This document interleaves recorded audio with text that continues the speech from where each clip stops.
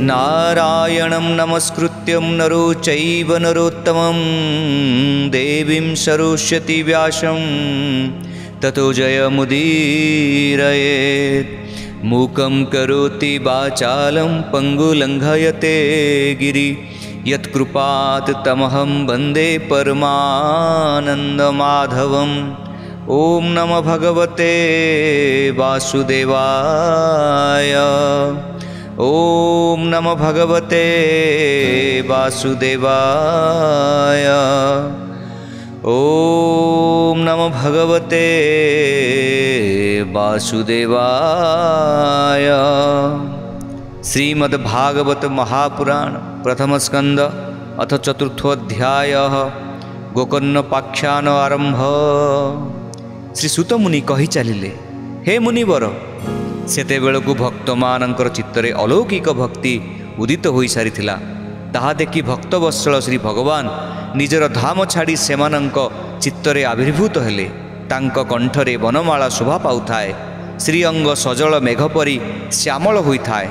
से मनोहर पीताम्बर पिंधिथांती, कटि प्रदेश मेखलार झालर द्वारा सुसज्जित होइथाए।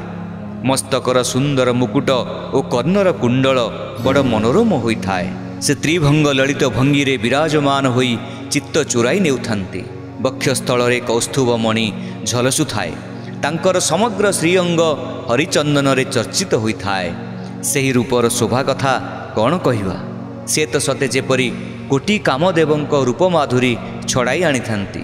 सेही परमानंद चिन्मूर्ति मधुराति मधुर मुरलीधर एपरी अनुपम छवि रे निज भक्तमानंकर निर्मल चित्तरे आविर्भूत होईगले। भगवानंकर नित्य लोक निवासी लीला परिकर उद्धव आदि पार्षद सेही भागवत कथा शुणिवा निमंते सेठाकु गुप्त रूप से चली आसी थांती। प्रभु प्रकट हेउ हेउ चतुर्दिगरे जय जय ध्वनि उछुली उठिला। भक्ति रसर अद्भुत प्रवाह उद्वेलित हेला एवं बारंबार फगु और पुष्पर वृष्टि तथा शंख ध्वनि हेला। सभारे बसिथिबा लोके निजर देहगेह शरीर और घरद्वार को भूली आत्मविस्मृत होईगले। सेमानंकर एपरी तन्मयता देखि नारद कहिले, हे मुनीश्वर गण, मु आज एठारे सप्ताह श्रवणर अतीब अलौकिक महिमा देखिबा को पाइली। एठारे जेते मूर्ख दुष्ट और पशुपक्षी अछंती समस्ते अत्यंत निष्पाप होईगलेनी। तेणु एथिरे कौनसी संदेह नाही जे एही कली कालरे चित्त शुद्धि करिवा तथा मर्त्यलोकर पापपुंज नाश करिवा निमंते भागवत कथा परि अन्य कौनसी द्वितीय पवित्र कर उपाय नाही। हे मुनिवर गण, आपण माने वास्तव रे बड़ कृपाळु। संसारर कल्याण कामना करी आपण माने गोटिए संपूर्ण नूतन मार्ग देखाई देले। दया करी कहंतु, एई भागवत कथा रूपी सप्ताह यज्ञ द्वारा संसारर केउ केउ मनुष्य पवित्र होई जांती।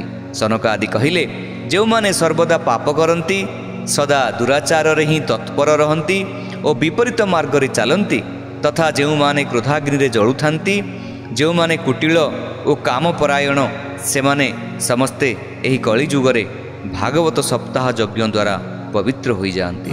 जो माने सत्य च्युत पितृ मातृ निंदुक तृष्णारे कामनारे सदा व्याकुल, आश्रम धर्म रहित, दाम्भिक, अन्यर उन्नति प्रति असूया परायण एवं जो माने परकु दुख दियंती, से माने मध्य कलिजुगरे भागवत सप्ताह यज्ञ द्वारा पवित्र होई जांती। एपरिकी जो माने मद्यपान, ब्रह्महत्या, स्वर्ण चोरी, गुरुपत्नी गमन और विश्वासघातकता एपरि 5 प्रकार महापाप करिछंती, जो माने छल छद्म परायण, क्रूर, पिशाच परी निर्दय, व्यभिचारी और जो माने ब्राह्मणक धनरे पुष्ट होइछंती, से समस्ते मध्य कलिजुगरे भागवत सप्ताह यज्ञ द्वारा पवित्र होई जांती। जो दुष्ट माने दुराग्रह पूर्वक सर्वदा काय मनोवाक्य पाप करिथांती, जो माने अन्यर धनरे ही बड़ लोक हुअंती एवं जो माने मलिन मना और दुष्ट हृदय, से माने मध्य कलिजुगरे भागवत सप्ताह यज्ञ द्वारा पवित्र होई जांती। हे नारद, वर्तमान आमे आपणको ही संपर्कीय एक प्राचीन इतिहास सुनाउछु। ताहा सुनिले सकल पाप नष्ट हो जाए। पूर्व काल रे तुंगभद्रा नदी कूଳରେ गोटे सुंदर नगर थिला।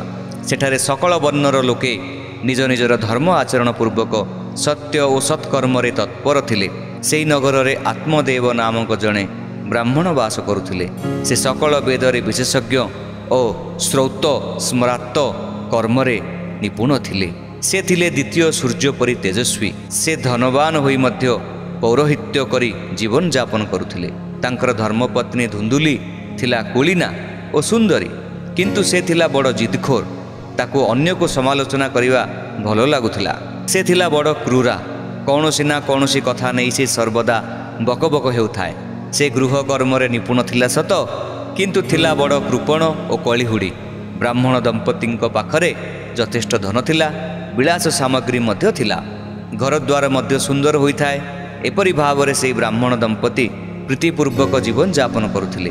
କିନ୍ତୁ ଏତେ ଥାଇ ମଧ୍ୟ ନିଃସନ୍ତାନ ହୋଇଥିବାରୁ ସେମାନେ ଆନ୍ତରିକ ସୁଖ ଶାନ୍ତି ପାଉନଥିଲେ। ବୟସ ଗଡ଼ିଗଲାରୁ ସେମାନେ ସନ୍ତାନଟିଏ ପାଇଁ ନାନା ପ୍ରକାର ପୁଣ୍ୟକର୍ମ ଆରମ୍ଭ କରିଦେଲେ ଓ ଦୀନ ଦୁଃଖୀମାନଙ୍କୁ ଗୋ ଭୂମି ସୁବର୍ଣ୍ଣ ଓ ବସ୍ତ୍ର ଆଦି ଦାନ କଲେ। ଏହିପରି ଧର୍ମ ମାର୍ଗରେ ସେମାନେ ନିଜର ଅଧା ଧନ ବ୍ୟୟ କରିଦେଲେ। ତଥାପି ସେମାନଙ୍କର ପୁଅଟିଏ କି ଝିଅଟିଏ ହେଲା ନାହିଁ। ତେଣୁ ବ୍ରାହ୍ମଣ ଜଣକ ଅତ୍ୟଧିକ ଚିନ୍ତାତୁର ହୋଇପଡ଼ିଲେ। ଦିନକର କଥା, ସେହି ବ୍ରାହ୍ମଣ ଅତ୍ୟନ୍ତ ଦୁଃଖରେ ଘରୁ ବାହାରି ବଣକୁ ଚାଲିଗଲେ। ଦିନ 2 ପ୍ରହର ବେଳକୁ ତାଙ୍କୁ ଖୁବ୍ ଶୋଷ ଲାଗିଲା। ତେଣୁ ସେ ବଣରେ ଥିବା ଗୋଟିଏ ପୋଖରୀ କୂଳରେ ପହଞ୍ଚିଗଲେ। ନିଃସନ୍ତାନ ହୋଇଥିବାରୁ ତାଙ୍କ ଦେହ ତ ଦୁଃଖରେ ଶୁଖି ଯାଇଥିଲା। ସେ କ୍ଳାନ୍ତ ହୋଇଯାଇଥିଲେ। ତେଣୁ ପାଣି ମୁନ୍ଦିଏ ପିଇ ଦେଇ ପୋଖରୀ କୂଳରେ ବସି ପଡ଼ିଲେ। ପ୍ରାୟ 2 ଘଡ଼ି ବେଳ ଗଡ଼ିଯିବା ପରେ ସେଠାକୁ ଜଣେ ସନ୍ନ୍ୟାସୀ ମହାତ୍ମା ଆସିଲେ। ସେ ମଧ୍ୟ ଆସି ପାଣି ପିଇଲେ। ତାପରେ ବ୍ରାହ୍ମଣ ତାଙ୍କ ନିକଟକୁ ଯାଇ ତାଙ୍କୁ ପ୍ରଣାମ କଲେ ଏବଂ ତାଙ୍କ ସମ୍ମୁଖରେ ଠିଆ ହୋଇ ଦୁଃଖରେ ଦୀର୍ଘ ନିଶ୍ୱାସ ମାରିଲେ। ସନ୍ନ୍ୟାସୀ ପଚାରିଲେ, ହେ ବ୍ରାହ୍ମଣ ଦେବତା, ତୁମେ ଦୀର୍ଘ ନିଶ୍ୱାସ ମାରୁଛ କାହିଁକି? କିଛି ଘୋର ଚିନ୍ତାରେ ପଡ଼ିଯାଇଛ କି? ଶୀଘ୍ର ମୋତେ ତୁମ ଦୁଃଖର କାରଣ କୁହ। ବ୍ରାହ୍ମଣ କହିଲେ, ଗୋସେଇଁ, ମୁଁ ମୋର ପୂର୍ବଜନ୍ମର ପାପ ସଞ୍ଚିତ ଦୁଃଖ କଥା କେତେ ବା ବର୍ଣ୍ଣନା କରିବି। ବର୍ତ୍ତମାନ ମୋର ପିତୃପୁରୁଷ ମୁଁ ଦେଉଥିବା ଜଳାଞ୍ଜଳିକୁ ଅତ୍ୟନ୍ତ ଦୁଃଖରେ ଦୀର୍ଘ ଶ୍ୱାସ ମାରି ଗ୍ରହଣ କରୁଛନ୍ତି। ମୋର ପ୍ରଦତ୍ତ ବସ୍ତୁ ଦେବତା ଓ ବ୍ରାହ୍ମଣମାନେ ପ୍ରସନ୍ନ ଚିତ୍ତରେ ଗ୍ରହଣ କରୁନାହାନ୍ତି। ସନ୍ତାନଟିଏ ପାଇଁ ମୁଁ ଏତେ ଦୁଃଖୀ ହୋଇଯାଇଛି ଯେ ମୋତେ ଚତୁର୍ଦିଗ ଶୂନ୍ୟ ଦେଖାଯାଉଛି। ତେଣୁ ମୁଁ ପ୍ରାଣତ୍ୟାଗ କରିବା ନିମନ୍ତେ ଏଠାକୁ ଆସିଛି। ସନ୍ତାନହୀନ ଜୀବନକୁ ଧିକ୍, ସନ୍ତାନହୀନ ଗୃହକୁ ଧିକ୍, ସନ୍ତାନହୀନର ଧନକୁ ଧିକ୍, ସନ୍ତାନହୀନର କୂଳକୁ ବି ଧିକ୍। ମୁଁ ଯେଉଁ ଗାଈ ପାଳୁଛି ସେ ବି ବାଞ୍ଝ ହୋଇଯାଉଛି। ଯେଉଁ ଗଛ ଲଗାଉଛି ସେ ଗଛରେ ବି ଫୁଲ ଫଳ ଧରୁନି। ମୁଁ ମୋ ଘରକୁ ଯେଉଁ ଫଳ ଆଣୁଛି ତାହା ମଧ୍ୟ ଶୀଘ୍ର ପଚିଯାଉଛି। ଏପରି ଅଭାଗା ଓ ଅପୁତ୍ରିକ ଜୀବନ ରଖି ମୁଁ କ'ଣ କରିବି? ଏପରି କହି ବ୍ରାହ୍ମଣ ଆତ୍ମଦେବ ଦୁଃଖରେ ବ୍ୟାକୁଳ ହୋଇ ଉଠିଲେ ଏବଂ ସନ୍ନ୍ୟାସୀଙ୍କ ନିକଟରେ ଭୋ ଭୋ ହୋଇ କାନ୍ଦି ପକାଇଲେ। ତାହା ଦେଖି ସନ୍ନ୍ୟାସୀଙ୍କ ହୃଦୟରେ କରୁଣା ଜାତ ହେଲା। ସେ ଥିଲେ ଜଣେ ଯୋଗନିଷ୍ଠ ପୁରୁଷ। ତେଣୁ ସେ ବ୍ରାହ୍ମଣଙ୍କ ଲଲାଟର ରେଖା ଦେଖି ସକଳ ବୃତ୍ତାନ୍ତ ଜାଣିଗଲେ ଏବଂ ତାଙ୍କୁ ବୁଝାଇ କହିଲେ, ହେ ବ୍ରାହ୍ମଣ, ସନ୍ତାନ ପ୍ରାପ୍ତିର ମୋହ ତ୍ୟାଗ କର। କର୍ମର ଗତି ବଡ଼ ବିଚିତ୍ର। ବିବେକ ଜ୍ଞାନର ଆଶ୍ରୟ ନେଇ ସଂସାର ବାସନା ଛାଡ଼ିଦିଅ। ହେ ବିପ୍ରବର, ଶୁଣ, ତୁମର ପ୍ରାରବ୍ଧ ଦେଖି ମୁଁ ଜାଣିପାରୁଛି ଯେ ତୁମେ 7 ଜନ୍ମ ପର୍ଯ୍ୟନ୍ତ କୌଣସି ସନ୍ତାନ ଲାଭ କରିପାରିବ ନାହିଁ। ପୂର୍ବ କାଳରେ ରାଜା ସଗର ଏବଂ ରାଜା ଅଙ୍ଗଙ୍କୁ ସନ୍ତାନ ହେତୁ ଦୁଃଖ ଭୋଗ କରିବାକୁ ପଡ଼ିଥିଲା। ହେ ବ୍ରାହ୍ମଣ, ବର୍ତ୍ତମାନ ତୁମେ କୁଟୁମ୍ବ ଆଶା ଛାଡ଼ିଦିଅ। ସନ୍ନ୍ୟାସରେ ହିଁ ସକଳ ପ୍ରକାର ସୁଖ ନିହିତ। ବ୍ରାହ୍ମଣ କହିଲେ, ହେ ମହାତ୍ମା, ଜ୍ଞାନରୁ ମୁଁ କ'ଣ ପାଇବି? ଆପଣ ନିଜର ଯୋଗଶକ୍ତି ବଳରେ ମୋତେ ପୁତ୍ରଟିଏ ଦିଅନ୍ତୁ, ନଚେତ୍ ମୁଁ ଆପଣଙ୍କ ଆଗରେ ଏଇଠି ଶୋକରେ ମୂର୍ଚ୍ଛିତ ହୋଇ ପ୍ରାଣତ୍ୟାଗ କରିଦେବି।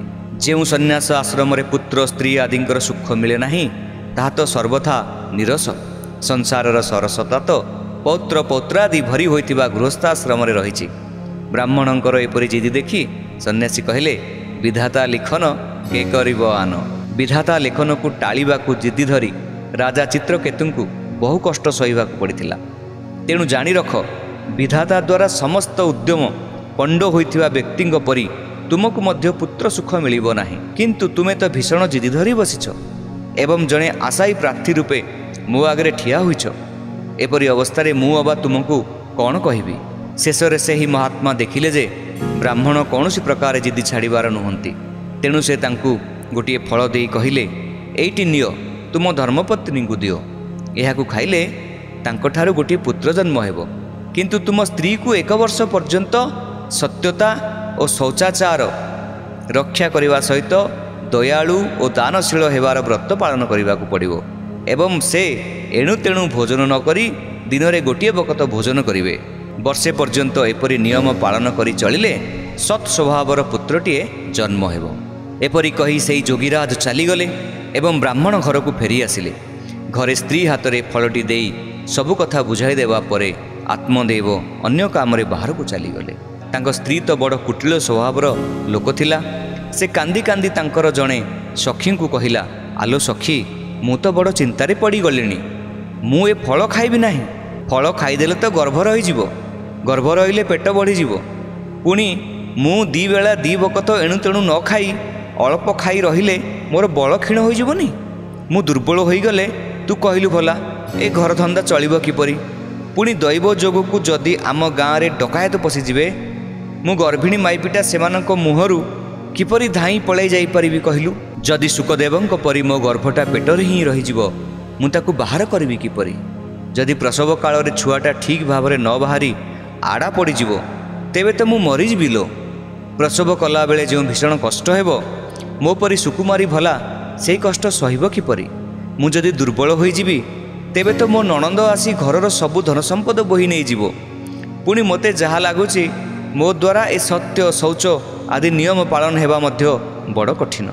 ଛୁଆ ଜନ୍ମ କରିଥିବା ସ୍ତ୍ରୀ ପକ୍ଷରେ ଛୁଆର ଲାଳନ ପାଳନ କରିବା ଭାରି କଷ୍ଟକର।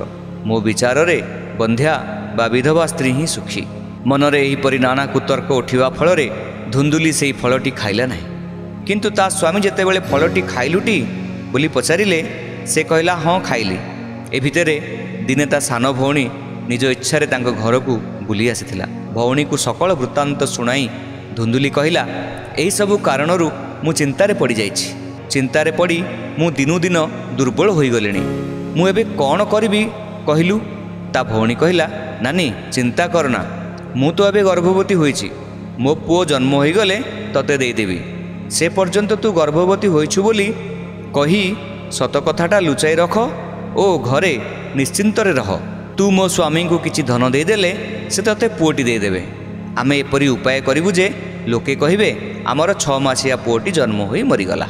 କିନ୍ତୁ ମୁଁ ପ୍ରତିଦିନ ତୋ ଘରକୁ ଆସି ପୁଅକୁ ଲାଳନ ପାଳନ କରିବି। ତୁ ଏବେ ଏ ଫଳଟିର ଗୁଣ ପରୀକ୍ଷା କରିବା ନିମନ୍ତେ ଏଇଟିକୁ ତୋ ଗାଈକୁ ଖୁଆଇଦେ। ଭଉଣୀ ଯାହା କହିଲା, ସ୍ତ୍ରୀ ସ୍ୱଭାବ ହେତୁ ଧୁନ୍ଦୁଲି ତାହା ହିଁ କଲା। ଫଳଟି ଗାଈକୁ ଖୋଇଦେଲା। ତାପରେ ସମୟ ଅନୁସାରେ ଧୁନ୍ଦୁଲିର ଭଉଣୀ ପୁଅଟିଏ ଜନ୍ମ କଲା ଏବଂ ପୂର୍ବ ମସୁଦ୍ଧା ଅନୁଯାୟୀ ସେହି ପୁଅର ବାପା ଚୁପଚାପ ପୁଅଟିକୁ ଆଣି ଧୁନ୍ଦୁଲିକୁ ଦେଇଦେଲା। ଧୁନ୍ଦୁଲି ତା ସ୍ୱାମୀ ଆତ୍ମଦେବକୁ ଜଣାଇଦେଲା ଯେ ବିନା କଷ୍ଟରେ ତାର ପୁଅଟିଏ ଜନ୍ମ ହେଲା। ଆତ୍ମଦେବର ପୁଅ ହୋଇଛି ବୋଲି ଶୁଣି ଲୋକେ ବହୁତ ଆନନ୍ଦିତ ହେଲେ। ଆତ୍ମଦେବ ପୁଅର ଜାତକର୍ମ କରି ବ୍ରାହ୍ମଣମାନଙ୍କୁ ଧନ ଦାନ କଲେ ଏବଂ ଘର ଆଗରେ ନାଚ ଗୀତ ତଥା ନାନା ପ୍ରକାର ମାଙ୍ଗଳିକ କୃତ୍ୟ କରାଇଲେ। ଧୁନ୍ଦୁଲି ସ୍ୱାମୀକୁ କହିଲା, ମୋ ସ୍ତନରେ ଆଦୌ ଦୁଧ ନାହିଁ। ଖାଲି ଗାଈ ଦୁଧରେ ଏ ଛୁଆକୁ କିପରି ପାଳିବି? ମୋ ଭଉଣୀର ଅଳ୍ପ ଦିନ ତଳେ ପୁଅଟିଏ ହୋଇ ମରିଯାଇଛି। ତାକୁ ଡାକି ଆଣି ଆମ ଘରେ ରଖାଇଲେ ସେ ତୁମ ପୁଅକୁ ଦୁଧ ଦେଇ ପାଳି ପୋଷି ରଖନ୍ତା। ଏହା ଶୁଣି ପୁଅକୁ ବଞ୍ଚାଇ ରଖିବା ନିମନ୍ତେ ଆତ୍ମଦେବ ତାହା ହିଁ କଲେ। ଧୁନ୍ଦୁଲି ସେହି ପୁଅର ନାଁ ରଖିଲା ଧୁନ୍ଦୁକାରୀ। ଏହି ଘଟଣାର 3 ମାସ ପରେ ସେହି ଗାଈର ମଧ୍ୟ ଛୁଆଟିଏ ଜନ୍ମ ହେଲା। କିନ୍ତୁ ସେହି ଗାଈ ଛୁଆଟି ହୋଇଥିଲା ଠିକ୍ ମନୁଷ୍ୟ ଆକାରର। ତାହାର ସମସ୍ତ ଅଙ୍ଗ ଥିଲା ସୁନ୍ଦର, ଦିବ୍ୟ, ନିର୍ମଳ ଏବଂ ସୁବର୍ଣ୍ଣ ପରି ତେଜିଆନ। ତାକୁ ଦେଖି ବ୍ରାହ୍ମଣ ଆତ୍ମଦେବ ବହୁତ ଖୁସି ହେଲେ। ସେ ନିଜ ହାତରେ ତାର ସକଳ ସଂସ୍କାର କଲେ। ଗାଈଠାରୁ ପୁଅ ହେବା କଥା ଶୁଣି ଲୋକେ ଆଶ୍ଚର୍ଯ୍ୟ ହୋଇଗଲେ। ସେହି ବାଳକକୁ ଦେଖିବାକୁ ସମସ୍ତେ ଧାଇଁ ଆସିଲେ। ଲୋକେ କୁହାକୁହି ହେଲେ, ଦେଖିଲ ଭାଇମାନେ, ଏଥର ଆତ୍ମଦେବଙ୍କର ଭାଗ୍ୟ କିପରି ଉଦୟ ହେଲା। ଦେଖ କେଡ଼େ ଆଶ୍ଚର୍ଯ୍ୟର କଥା, ଗାଈ ପେଟରୁ ଏପରି ଦେବରୂପ ପୁଅଟିଏ ଜନ୍ମ ହେଲା। ଦୈବ ଯୋଗରୁ ଏହି ଘଟଣା ପଛରେ ରହିଥିବା ଗୁପ୍ତ ରହସ୍ୟଟି କେହି ଜାଣିପାରିଲେ ନାହିଁ। ବାଳକଟିର କାନ ଗୋରୁ କାନ ପରି ହୋଇଥିବାରୁ ଆତ୍ମଦେବ ତାହାର ନାମ ରଖିଲେ ଗୋକର୍ଣ୍ଣ। କାଳକ୍ରମେ ସେହି 2 ବାଳକ ବଡ଼ ହୋଇ ଯୁବକ ହୋଇଗଲେ। ଗୋକର୍ଣ୍ଣ ପାଠଶାଠ ପଢ଼ି ଜ୍ଞାନୀ ଓ ପଣ୍ଡିତ ହୋଇଗଲେ, କିନ୍ତୁ ଧୁନ୍ଦୁକାରୀ ହୋଇଗଲା ଅତ୍ୟନ୍ତ ଦୁଷ୍ଟ। ସେ ସ୍ନାନ ଶୌଚର ନିୟମ ଆଦୌ ପାଳନ କଲା ନାହିଁ। ନାନା ଅଖାଦ୍ୟ ଖାଇଲା। ଦିନୁ ଦିନ ଅଧିକରୁ ଅଧିକ କ୍ରୋଧୀ ହେବାକୁ ଲାଗିଲା। ନାନା ପ୍ରକାର ଖରାପ ଖରାପ ଜିନିଷ ଆଣି ଘରେ ରଖିଲା। ମୁର୍ଦାର ହାତରେ ଛୁଆଁ ହୋଇଥିବା ଖାଦ୍ୟ ମଧ୍ୟ ଖାଇଗଲା। ପର ଘରୁ ଚୋରି କରିବା ଓ ସମସ୍ତଙ୍କ ସହିତ କଳହ କରିବା ହୋଇଗଲା ତାହାର ସ୍ୱଭାବ। ସେ ଲୁଚି ଲୁଚି ଯାଇ ପର ଘରେ ନିଆଁ ଲଗାଇ ଦେଉଥିଲା। ଅନ୍ୟମାନଙ୍କର ପିଲାଛୁଆଙ୍କୁ ଖେଳାଇବ ବୋଲି କୋଳ କରି କ୍ଷଣକ ଭିତରେ ନେଇ କୂଅରେ ପକାଇ ଦେଉଥିଲା। ସେ ଦିନୁ ଦିନ ଅଧିକରୁ ଅଧିକ ହିଂସ୍ର ହୋଇଗଲା। ସବୁବେଳେ ଅସ୍ତ୍ରଶସ୍ତ୍ର ଧରି ବୁଲିଲା। ଅନ୍ଧ, ଅସହାୟ ଓ ଦୀନ ଦୁଃଖୀଙ୍କୁ ପୀଡ଼ା ଦେବାକୁ ଲାଗିଲା ଏବଂ ଚାଣ୍ଡାଳମାନଙ୍କୁ ନିଜର ପ୍ରିୟ ବନ୍ଧୁ କଲା। କୁକୁର ପଲଙ୍କୁ ସାଙ୍ଗରେ ଧରି ହାତରେ ଫାଶ ନେଇ ପ୍ରତିଦିନ ଶିକାର କରି ବୁଲିଲା। ଧୀରେ ଧୀରେ ବେଶ୍ୟାଙ୍କ ସଙ୍ଗରେ ପଡ଼ି ନିଜ ପିତାଙ୍କର ସକଳ ସମ୍ପତ୍ତି ନଷ୍ଟ କରିଦେଲା। ଦିନେ ବାପା ମାଆଙ୍କୁ ଖୁବ୍ ମାରପିଟ କରି ଘରୁ ବାସନକୁସନ ମଧ୍ୟ ନେଇ ପଳାଇଗଲା।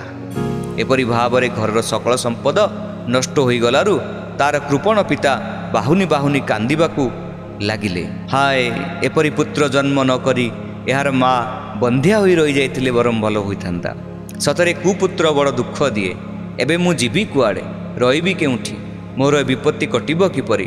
ହାୟ, ମୋ ଉପରେ କି ବିପତ୍ତି ପଡ଼ି ନଗଲା ସତେ! ଏହି ଦୁଃଖରେ ପଡ଼ି ଦିନେ ମୋ ପ୍ରାଣ ଚାଲିଯିବ। ଏପରି କାନ୍ଦୁ କାନ୍ଦୁ ପରମଜ୍ଞାନୀ ଗୋକର୍ଣ୍ଣ ଆସି ସେଠାରେ ପହଞ୍ଚିଗଲେ ଏବଂ ପିତାଙ୍କୁ ବୈରାଗ୍ୟ ବିଷୟରେ ଉପଦେଶ ଦେଇ ବହୁତ ବୁଝାଇଲେ। ସେ କହିଲେ, ବାପା, ଏ ସଂସାରଟା ଅସାର। ସଂସାର ହେଉଛି ଦୁଃଖ ସ୍ୱରୂପ। ପୁଣି ଏହା ମନୁଷ୍ୟକୁ ମୋହରେ ପକାଇଦିଏ। କାହାର ବା ପୁଅ, କାହାର ବା ଧନ, ଏ ମୋହ ବୃଥା। ମୋହଗ୍ରସ୍ତ ପୁରୁଷ ଦିନରାତି ଦୁଃଖରେ ଜଳୁଥାଏ। ବାସ୍ତବରେ ଇନ୍ଦ୍ରଙ୍କର ସୁଖ ନାହିଁ କି ଚକ୍ରବର୍ତ୍ତୀ ରାଜାଙ୍କର ସୁଖ ନାହିଁ। ସୁଖ ପାଆନ୍ତି କେବଳ ଅନାସକ୍ତ ଓ ଏକାନ୍ତ ସେବୀ ମୁନି। ଏ ମୋ ପୁଅ, ଆପଣ ଏହି ଅଜ୍ଞାନ ଛାଡ଼ି ଦିଅନ୍ତୁ। ମୋହରୁ ନରକ ଗତି ହୁଏ। ଦେହ ତ ଦିନେ ନା ଦିନେ ନଷ୍ଟ ହୋଇଯିବ। ତେଣୁ ଆପଣ ସବୁ କିଛି ଛାଡ଼ି ଦେଇ ବଣକୁ ଚାଲିଯାଆନ୍ତୁ। ଗୋକର୍ଣ୍ଣଙ୍କ କଥା ମାନି ଆତ୍ମଦେବ ବଣକୁ ଚାଲିଯିବା ଲାଗି ପ୍ରସ୍ତୁତ ହୋଇଗଲେ ଏବଂ ତାଙ୍କୁ କହିଲେ, ବାବୁରେ, ବଣରେ ରହି ମୁଁ କ'ଣ କରିବା ଉଚିତ ହେବ ତାହା ମୋତେ ଟିକିଏ ଭଲ କରି ବୁଝାଇଦେ। ମୁଁ ବଡ଼ ମୂର୍ଖ। ଆଜି ପର୍ଯ୍ୟନ୍ତ କର୍ମବଶତଃ ସ୍ନେହ ପାଶରେ ବାନ୍ଧି ହୋଇ ମୁଁ ପଙ୍ଗୁଙ୍କ ପରି ଏହି ଗୃହରୂପୀ ଅନ୍ଧକୂପରେ ପଡ଼ି ରହିଛି। ତୁ ତ ବଡ଼ ଦୟାଳୁ, ମୋତେ ଏଥିରୁ ଉଦ୍ଧାର କର। ଗୋକର୍ଣ୍ଣ କହିଲେ, ବାପା, ଏହି ଶରୀରଟା ହେଉଛି ଅସ୍ଥି, ମାଂସ ଓ ରକ୍ତର ଏକ ପିଣ୍ଡ। ଆପଣ ଏହାକୁ ଯେଉଁ ମୁଁ ବୋଲି କହୁଛନ୍ତି ତାହା ଛାଡ଼ି ଦିଅନ୍ତୁ ଏବଂ ସ୍ତ୍ରୀ ପୁତ୍ରଙ୍କୁ କଦାପି ନିଜର ବୋଲି ଭାବନ୍ତୁ ନାହିଁ। ସେମାନଙ୍କ ପ୍ରତି ସବୁ ମମତା ଛାଡ଼ି ଦିଅନ୍ତୁ। ଏ ଜଗତକୁ ସର୍ବଦା କ୍ଷଣଭଙ୍ଗୁର ବୋଲି ଭାବି ଅନୁଭବ କରନ୍ତୁ। ଜଗତର କୌଣସି ବସ୍ତୁକୁ ସ୍ଥାୟୀ ବୋଲି ଭାବି ତା ପ୍ରତି ଅନୁରାଗ ରଖନ୍ତୁ ନାହିଁ। ଏକମାତ୍ର ବୈରାଗ୍ୟ ରସର ରସିକ ହୋଇ ଭଗବତ ଭକ୍ତିରେ ନିମଗ୍ନ ରହନ୍ତୁ। ଭଗବତ ଭଜନ ହିଁ ସବୁଠାରୁ ବଡ଼ ଧର୍ମ।